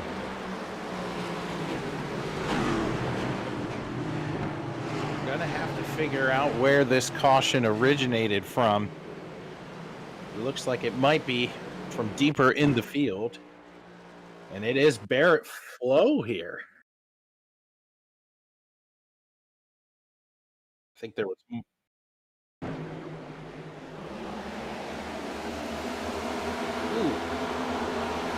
the side of Todd Burkle, saves it. He saved it. He thought he had it. Oh, and gets punted by the 50. And that's Charles Teed in the 50 machine. Oof. In fact, I'm going to take one more look at this, folks, because I'm sure Charles Teed is not out here to to beat the bejesus out of anybody by any stretch. In fact, we may have a look here from the gyro cam of the 50.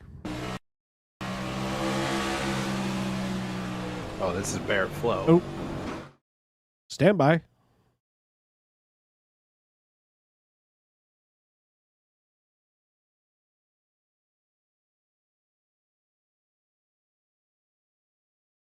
There he is. There we are. Now we can see Barrett coming back up. Oh, my goodness.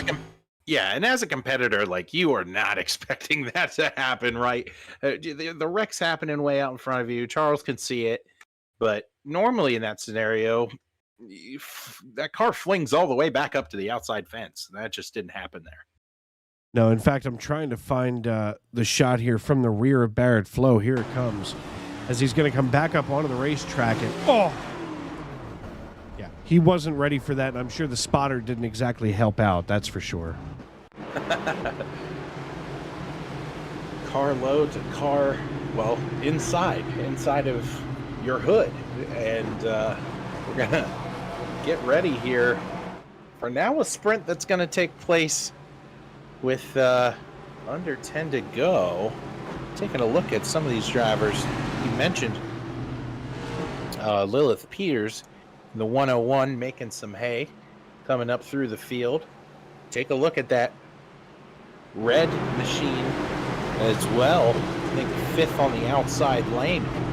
Matt Schlosser, we talked about Matt not too long ago, refusing to pit, now has the freshest tires of the whole field.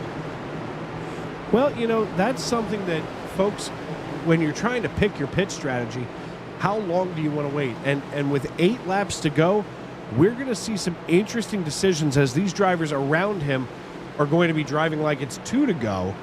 And something tells me that Schlosser, now with that fresh tire underneath him, is going to be up here driving like a man on a mission.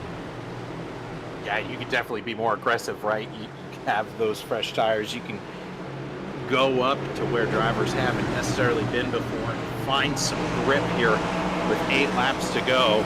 Side by side, though, the front row remains the same. The bow tie of Justin Lewis, side by side with the blue oval of Adam Lowe. And we're going to get ready for green. 7 laps to go here at New Hampshire. Justin Lewis getting the jump over top of everybody else. Make sure that he is making absolutely the best move of the night so far. Let's see. They are still side by side behind him.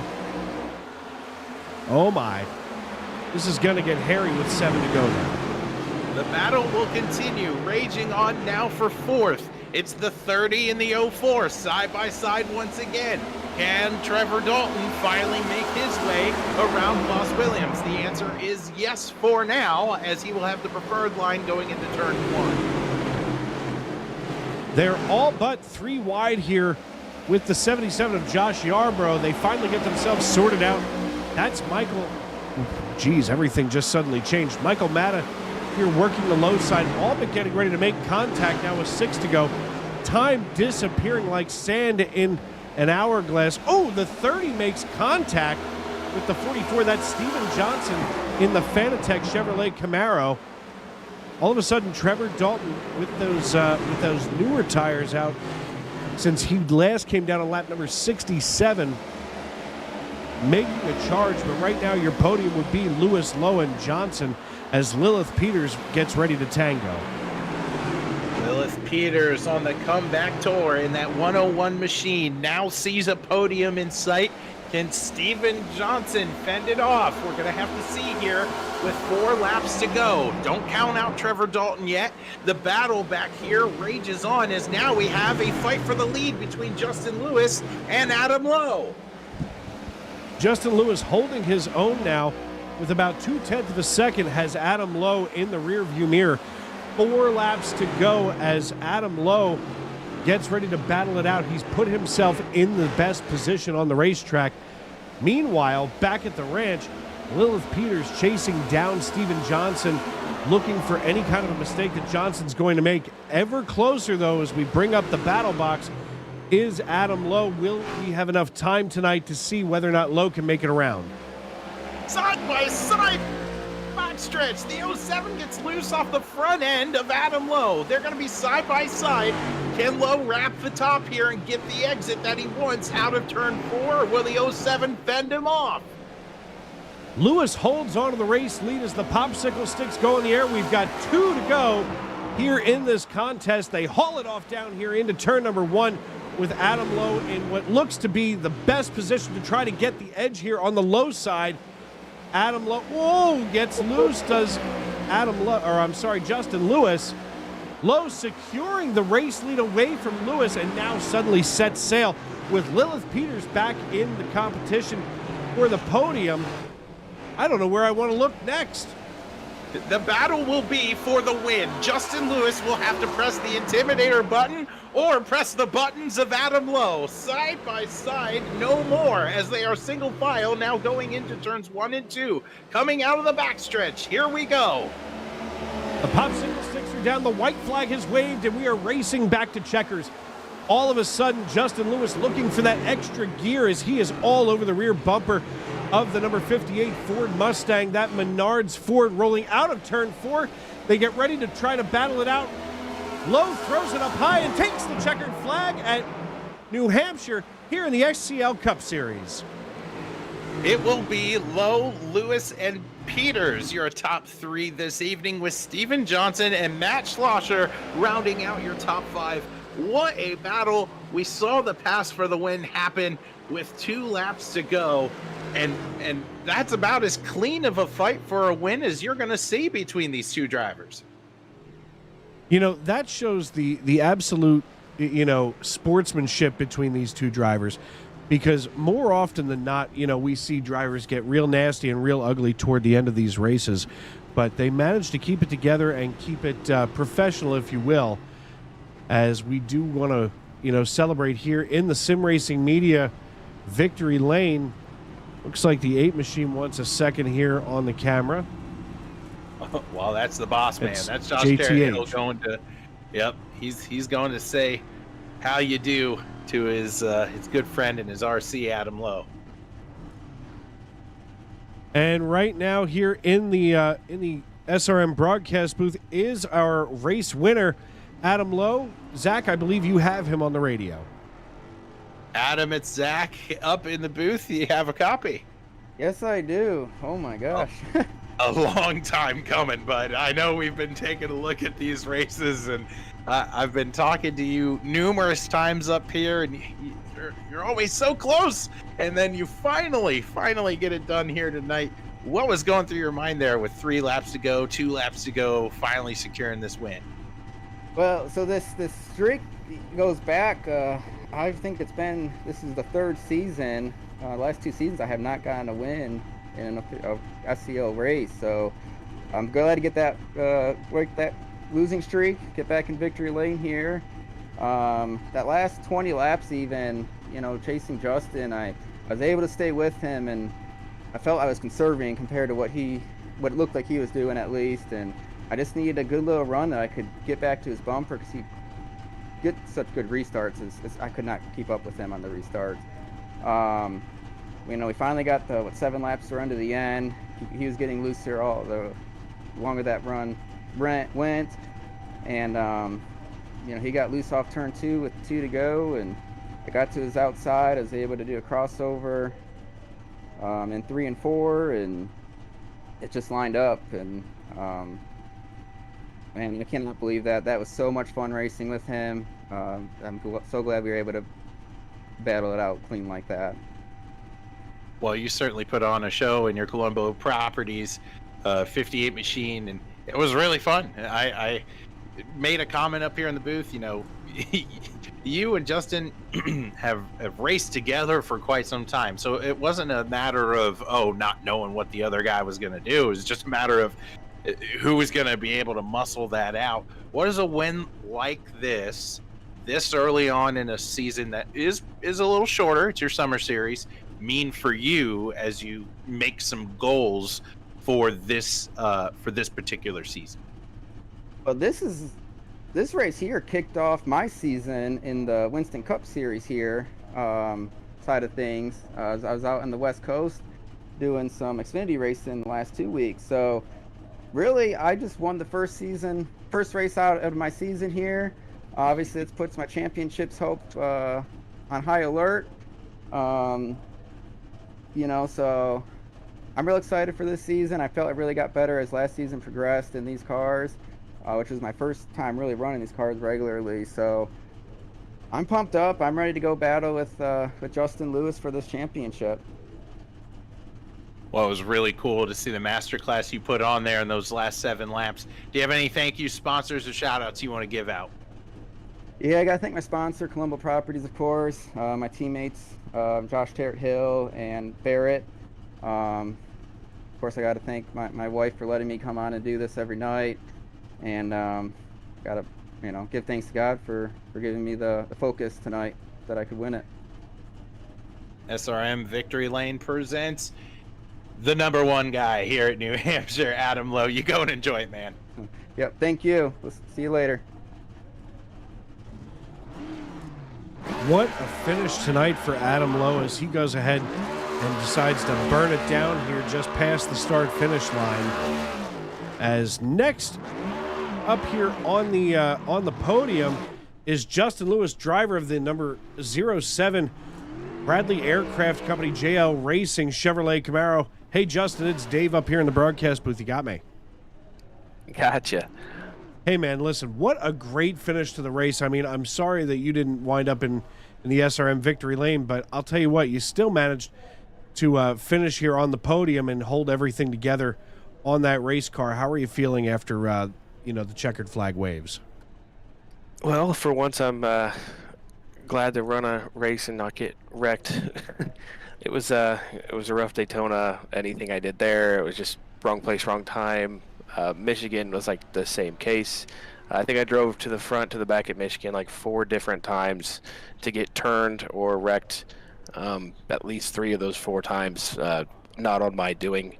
And then if I remember right, I ended up that race with a literal square front nose and was still in contention to win, but with a last green, white, checkered right restart, I kind of got wrecked again. So I was like, well, this is just how my day went. But today, it was better.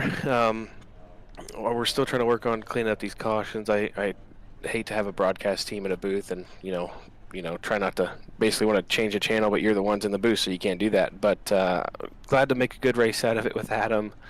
I knew we were going to make it on fuel from the beginning of the race without the caution, so I didn't take any fuel, and I kind of wish I would have had a little more weight in the rear end of the car because I was just getting so free, and I couldn't run that long with him kind of hunting me, and I kind of want to know if he did have a little more fuel in the tank than I did, because I only had like a couple of gallons left, which was fine to, like I said, complete the race. But I think that was kind of the key factor for me with not having as much weight in the rear of the car. It just kind of made me super free, and I had to kind of straighten my exits off, which was helping, but it would kill my center entry speed. So like I said, it was a good race once we got some green flag racing. I kind of, with Maxwell not being here, this is one of his like gold digging racetracks. Like, this is his place, like Gateway's my place.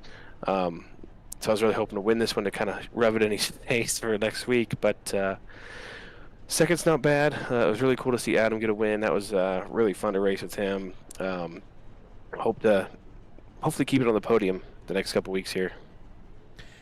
Yeah, consistency breeds championships, that's for sure, especially in the Winston Cup points system. And listen, overall, you've got yourself in a good position to move through the rest of this season. And you know what? At the end of the day, a race is a race, and we look forward next week, of course, to the Twin Ring at Motoguy. How are you feeling going into the road course? That place is a funky racetrack, but it's pretty fun. I remember being pretty good there last year, just kind of having my typical wrong place, wrong time stuff, where kind of getting caught up in other people's stuff. And the road course stuff, I'm not a road course guy by all means, and I know COVID year when iRacing was kind of popping off and doing NIS races, I tried to run as many cup races as I could, but obviously the car changed, and then that ruined my whole road course strategy there too. So when we do get to that road course, it's going to be an interesting time for me. Really glad we get 4 drop nights. Unlucky for me, the first 2 races, Daytona and Michigan, were both plus 20 finishes. So probably going to eat 2 of those up right there. So hopefully we can just get through it, top 10 some stuff, hopefully top 5 it, just to kind of stay in competition with now Adam and Maxwell and just try to grind it out. You can't win them all, of course, but you can damn sure try. Absolutely. Now, before we cut you loose tonight, who do you need to tip your helmet to and shout out tonight before we get out of here? Just tip it out for you guys for doing all you guys do. Toughen out the broadcast, probably making the end interesting. I can't wait to go back and watch the ending there. Adam, Josh, Mike for toughing it out and being the wardens of the race, making sure everybody kind of keeps it in line. I know it's been kind of rough, and we're really trying to be sticklers on some stuff, trying to make, cleaner racing, green flag racing, to make it fun. They work really hard to do it. And like I said, it's just, we got a good group of guys, just got to work on some stuff, and we'll be just fine. All right, man. Well, listen, congratulations on the podium finish tonight. We look forward to seeing you next week at the Twin Ring. So go ahead and celebrate your podium finish, and we will see you next week. Thanks, guys. And last but finally, certainly not least, we should have Miss Lilith Peters here. I believe you do have her, Zach. Lilith, it's Zach up in the booth. You have a copy?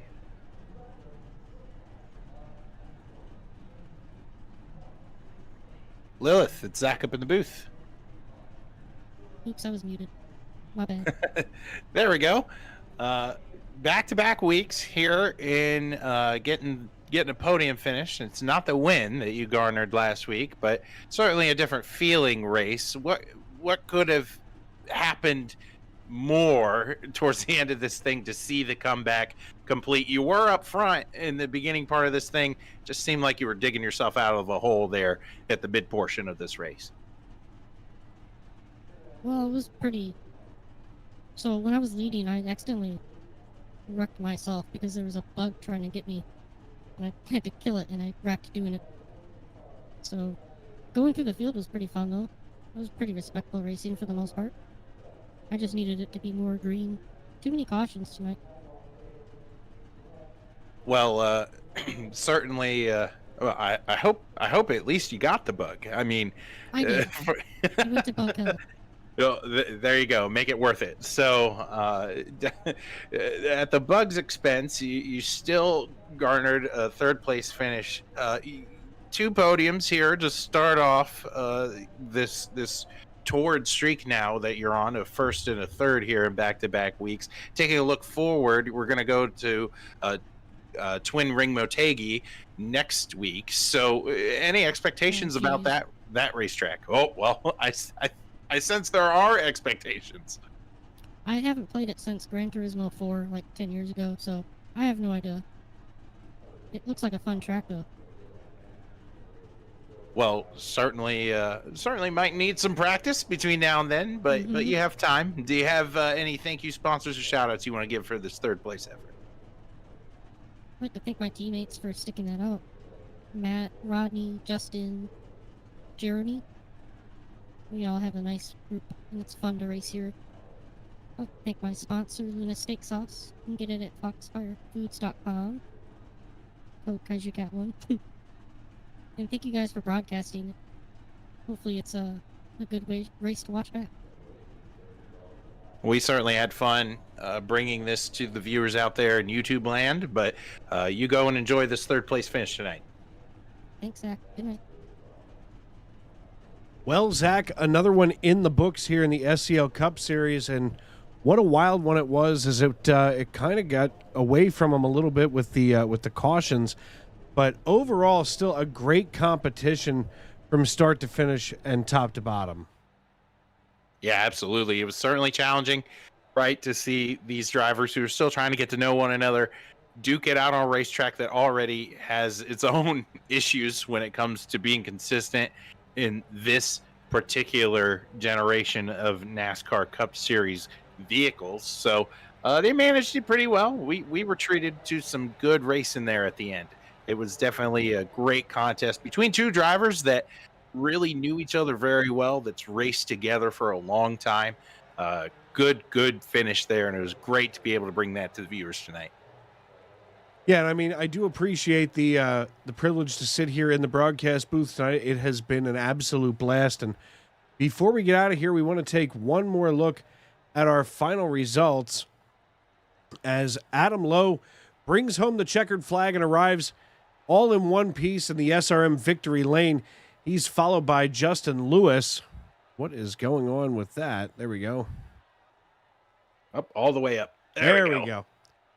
He is joined on the podium by Justin Lewis and Lilith Peters. Steven Johnson and Matt Schlosser in the number 400 Chevrolet Camaro. They round out your top 5. Trevor Dalton, Klaus Williams III, Michael Matta, Todd Merkel, and Joshua Yarbrough round out the top 10 as Jonathan Casebeer, Rodney Uberpacker, Craig Forsyth, Chris Vanderplatz, Josh Tarrant Hill, Eric Peterson, Barrett Flo, Jeremy Flanagan, David Hanna, and Chad Jones round out the top 20, Zach. Following Chad Jones in 20th, as we scroll down here on the screen, we're going to be able to see 21st, Matthew McMeekin, followed by Charles Teed. 23rd, we're going to see Jake Cardinal. Bruno Latour is going to finish 24th. Cody Oliphant, 25th. Matt Metler finishing 26th.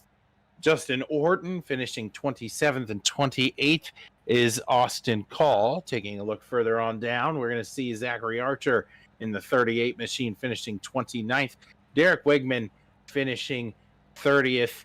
31st will be Tillman Hewer, and then a number of drivers here listed below Tillman did not make tonight's starting grid. It's been a pleasure, Dave, to be up here in the booth with you. Yeah, I once again want to thank you for, letting me fill the shoes here in the producer's role.